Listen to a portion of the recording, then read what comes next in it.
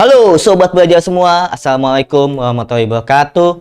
Kembali lagi nih bersama saya Dwi Ausdana di Live Classes. Ya, di hari yang berbahagia ini, di waktu yang menyenangkan ini, senang banget nih kakak masih bisa menemani sobat belajar semua untuk belajar dan menambah wawasan di pelajaran matematika wajib kelas 11. Yes, hari ini tentang apa sih? Limit fungsi aljabar.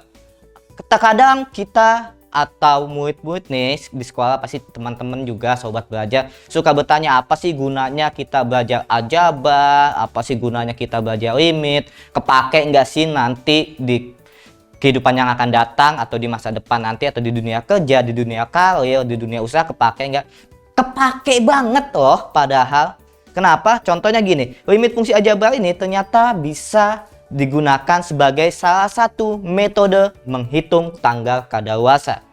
Mungkin kalau misalkan bukan memang di bidang QC atau kita berkarir bukan di bidang QC, quality control suatu makanan ataupun produk kemasan, tapi kan kita kan sering banget nih ngemil, sering banget menstok cemilan, cepul, cebelas, dan seterusnya. Yes, cemilan itu kan biasanya dikemas, baik itu dalam bentuk plastik, kaleng, styrofoam, dan sebagainya. Dan tentunya ada masa atau jangka waktu produk itu layak dikonsumsinya sampai dengan kapan. Yes, batas kadaluarsanya sampai dengan kapan. Kalau sudah lewat tanggal kadaluarsa, ya jangan dikonsumsi, jangan dimakan. Kenapa? Akan berbahaya untuk metabolisme tubuh kita. Nah, bagaimana sih cara menghitung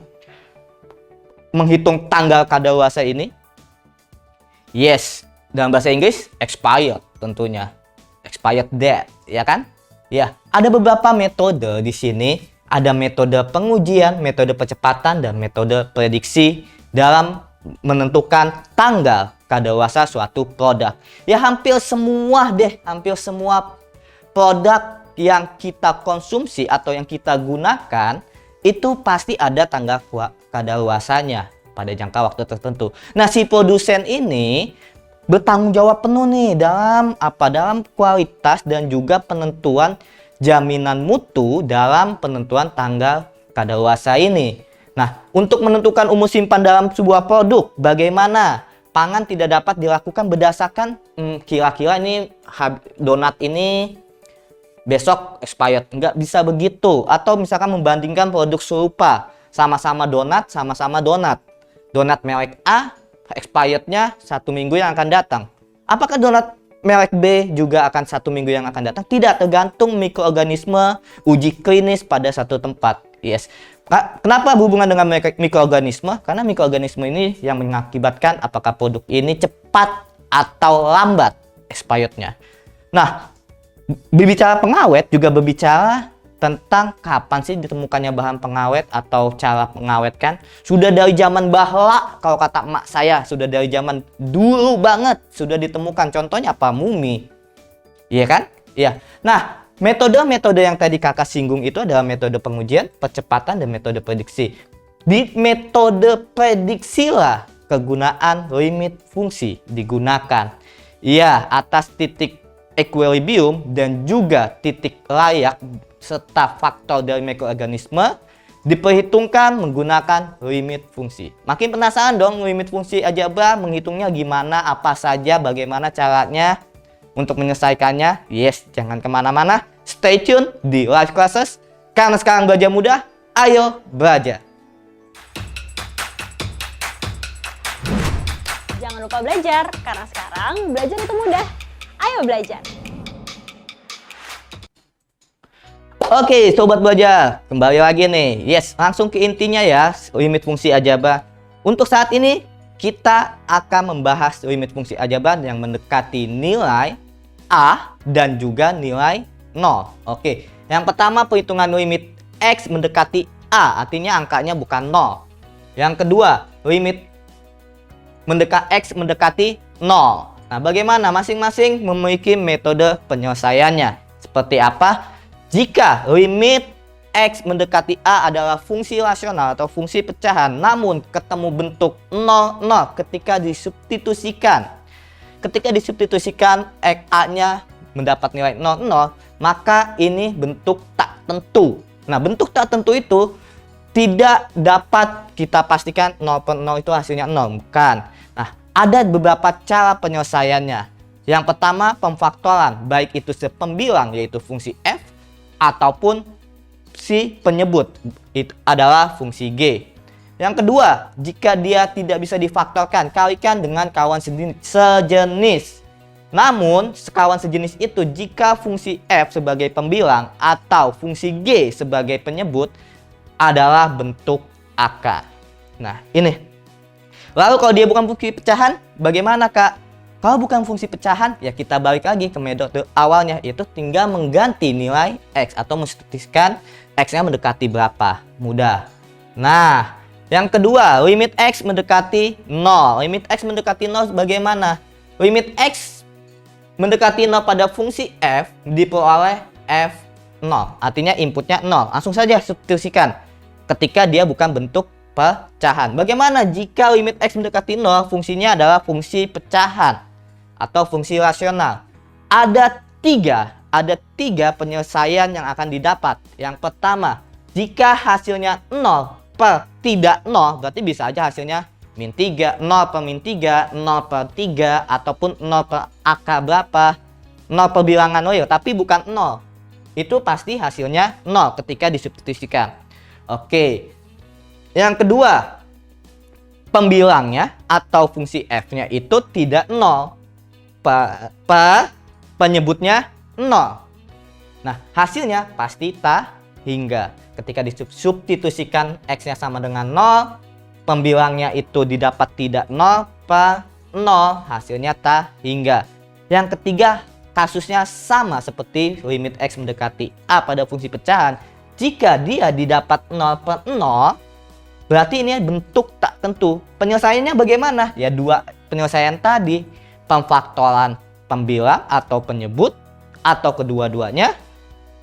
Yang kedua, kalikan kawan sejenis. Berarti ada dua penyelesaian jika bentuknya 0 per 0. Yang diingat adalah metode pemfaktoran. Yang kedua adalah kalikan kawan sejenis. Dari tadi kakak cuap-cuap masalah definisi, masalah teori, penyelesaiannya bagaimana.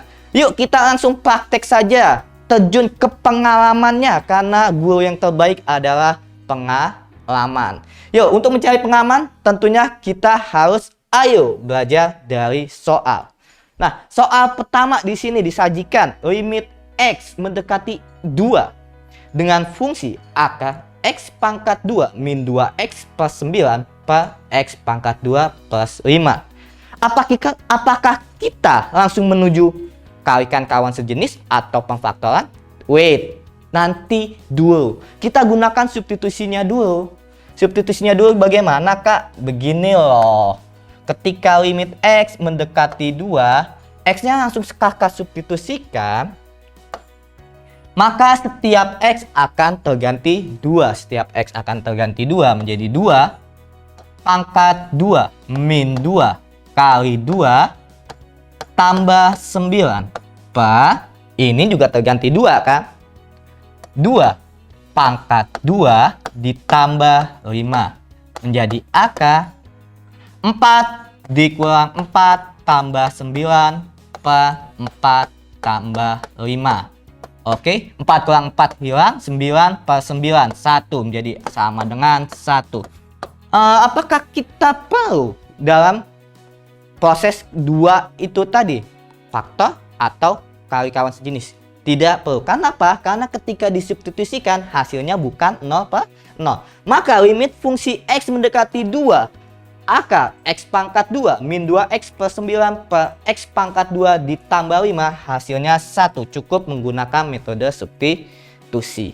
Mudah kan? Iya dong, mudah. Sekali lagi. Oke. Nah, di sini soal keduanya. Hitunglah limit x mendekati 3, x pangkat 3 min 27 per x min 3. Langkah pertama seperti biasa, apakah ketika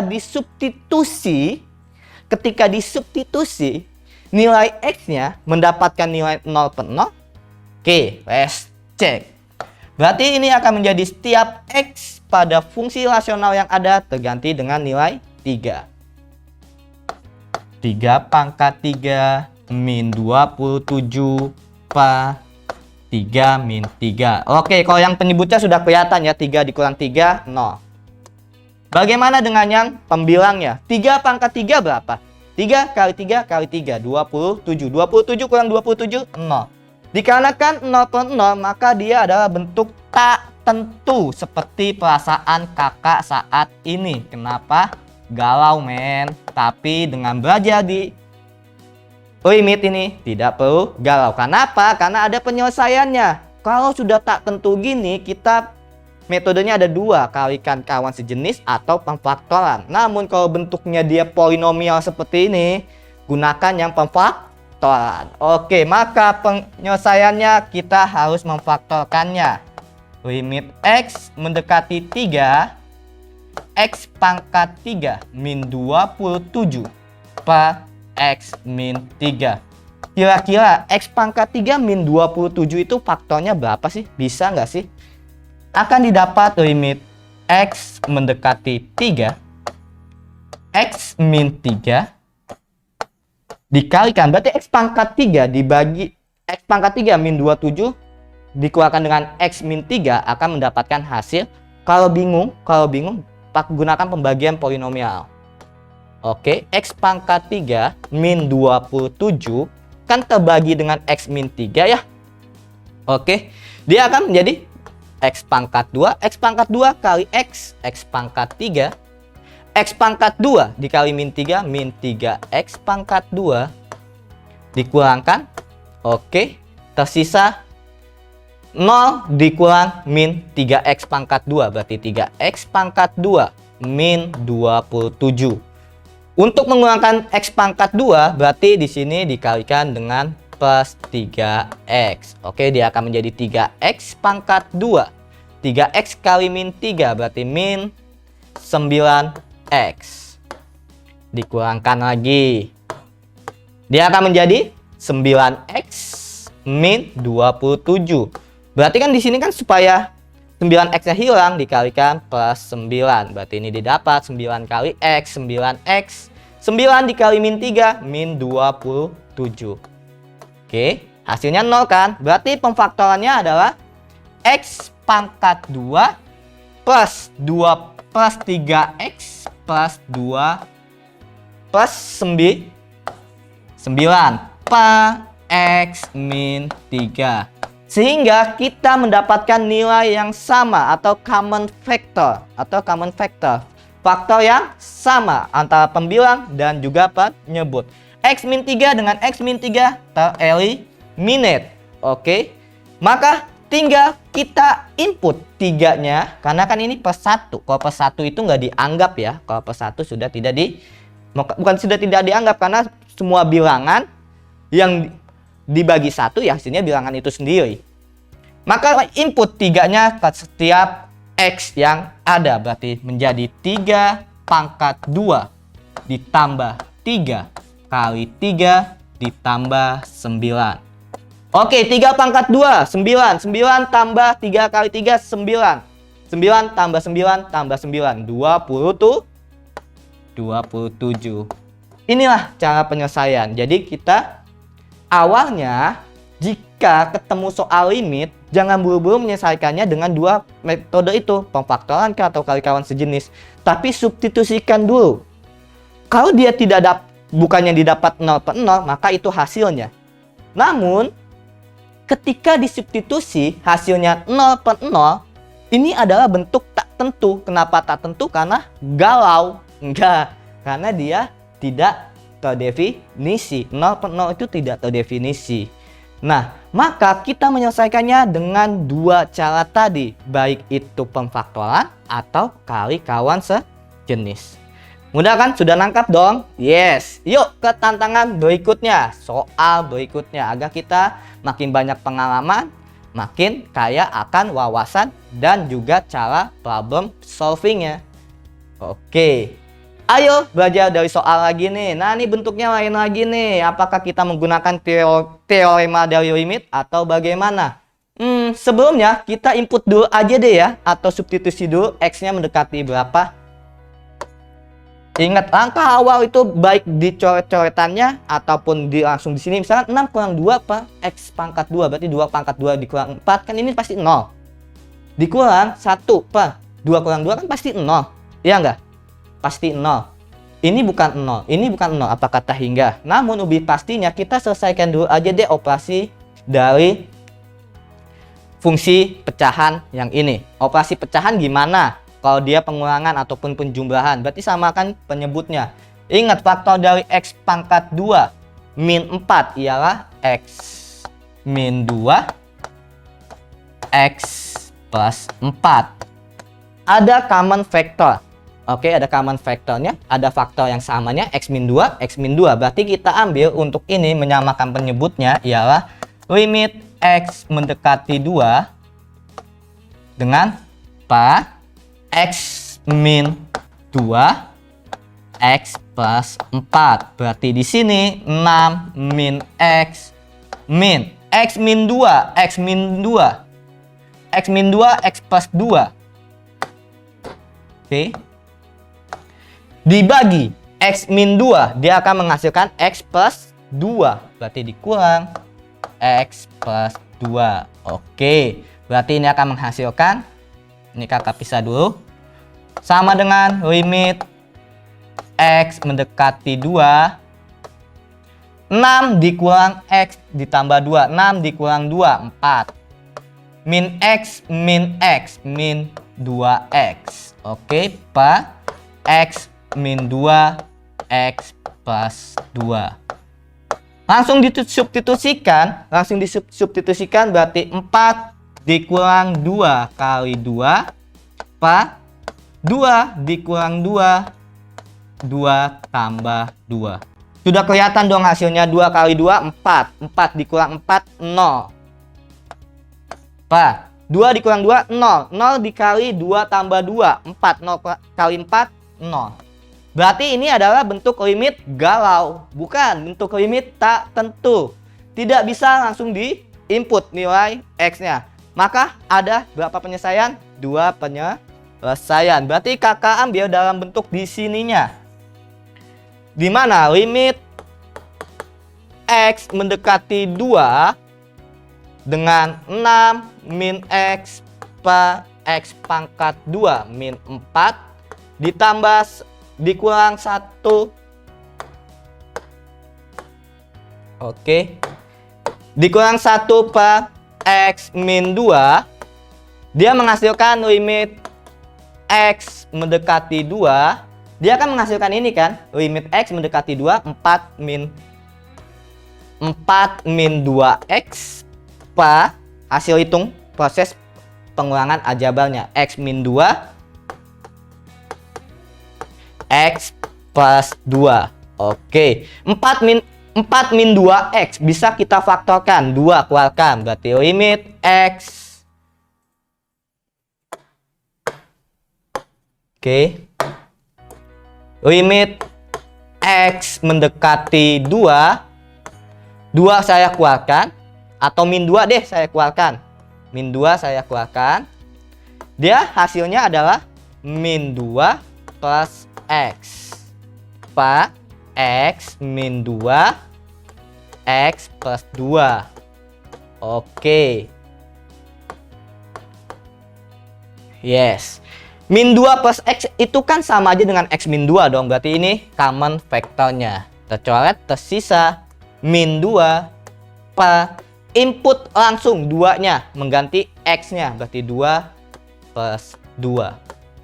Dia akan menghasilkan min 2 per 4. Diperkecil saja jadi min 1 per 2.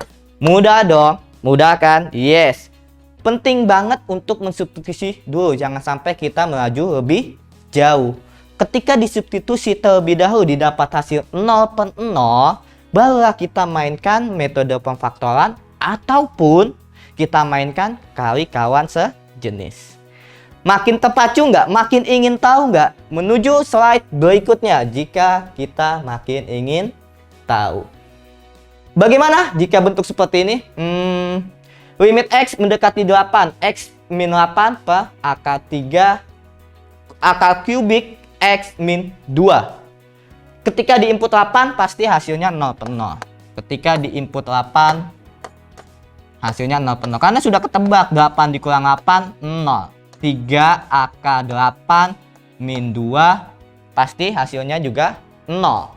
Oke.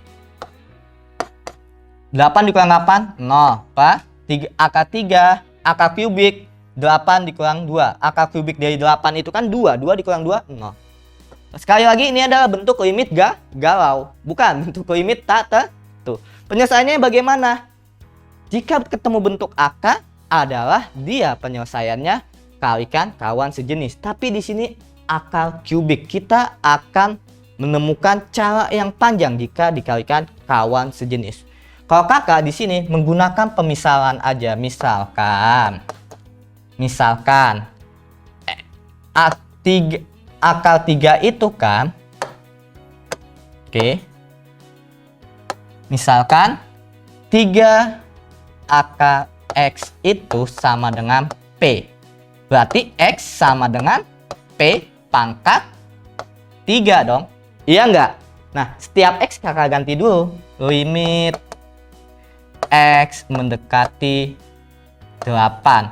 Berarti X-nya terganti kan di sini X min 8 per AK kubik X min 2. Karena sudah kakak misalkan berarti limit P mendekati 8, X-nya terganti dengan P pangkat 3 min 8 per P min 2. Bentuk baru dong, kakak pakai pemisalan. Agar apa? Agar lebih mudah menggunakan cara ini pakai pemfaktoran. Karena kalau dikalikan kawan sejenis akan panjang.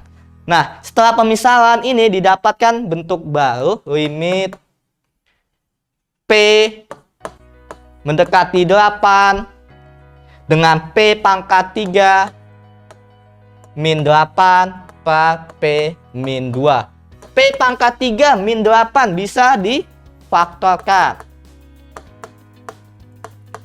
Dia akan menjadi P min 2 P pangkat 2 plus 4P plus 4. Oke, P min 2. Bisa tereliminate yang common factornya, bisa dong.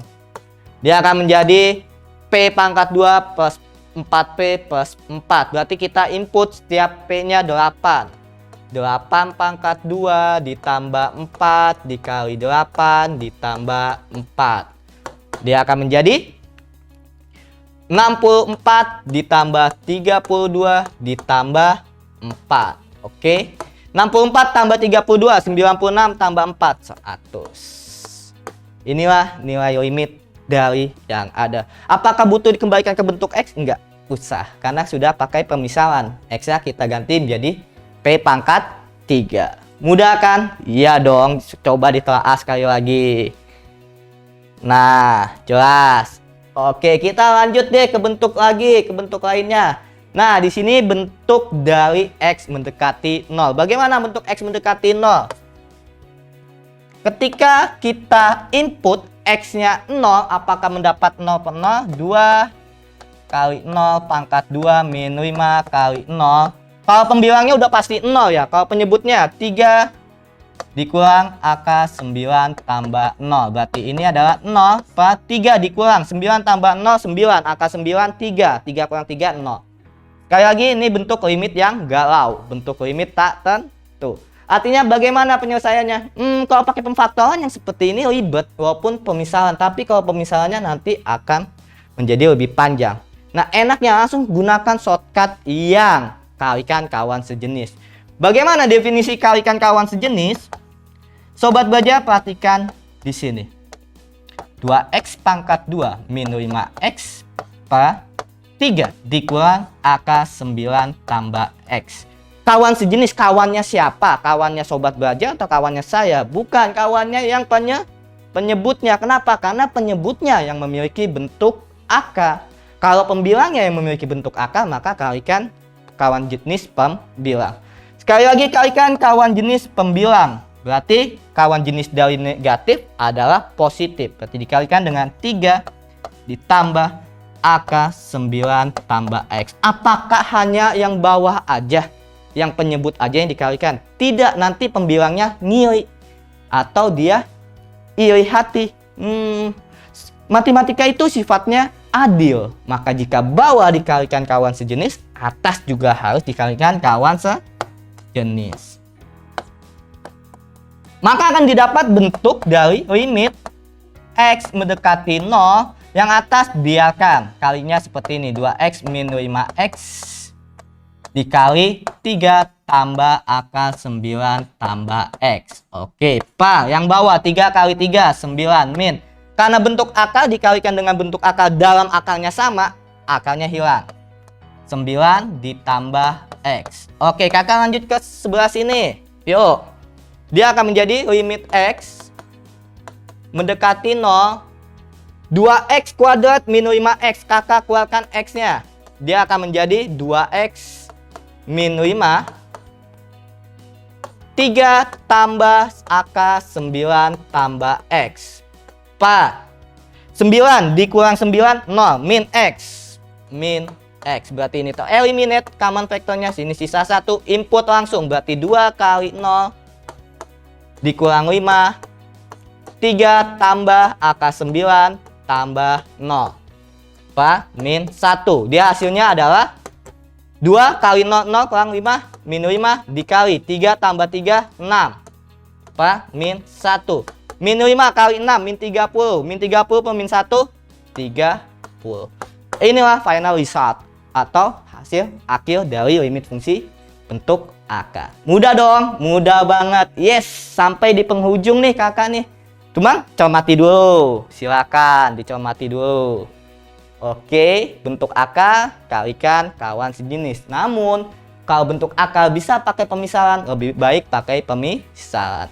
Ya, sampai di penghujung kakak sangat berharap dan berdoa pembelajaran yang kakak berikan di live classes ini mampu menumbuhkan percaya diri, menambah wawasan buat sobat belajar di rumah, agar apa? Agar mampu menggapai segala prestasi dan juga cita-cita dan juga cinta sobat belajar.